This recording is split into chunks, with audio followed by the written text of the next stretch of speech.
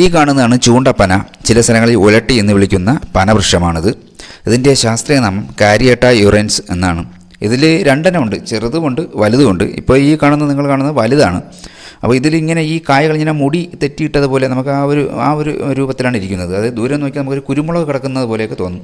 നല്ല വലിപ്പമാണ് ഇത്. ഏകദേശം ഇതിങ്ങനെ ഒരു നാമ്പ് വന്നിട്ട് അതിലിങ്ങനെ 4 സൈഡും ഈ കായകളിങ്ങനെ ചേർന്നിരിക്കും. അങ്ങനെയാണ് ഈ പനയുടെ കായകളുള്ളത്. അപ്പോൾ ഈ പനയ്ക്ക് ഏകദേശം ഒരു 10 അടി ഉയരമുണ്ട് ഇപ്പോൾ കാണുന്നത് പനയ്ക്ക്. അപ്പോൾ ഇതിൻ്റെ കായകൾ നല്ല ബലമാണ്. നമ്മൾ പെട്ടെന്ന് പൊട്ടിച്ചെടുക്കാൻ നോക്കിയാൽ അത് പെട്ടെന്ന് ഇതിൽ വരത്തില്ല. ഇതിനകത്ത് പൊട്ടിച്ചു കഴിഞ്ഞാൽ സാധാരണ നമ്മുടെ പനയുടെ ഇതുപോലെ അറകളുണ്ട്. ആ അറകൾക്കകത്ത് പൾപ്പുമുണ്ട്, വിത്തുകളുമുണ്ട്.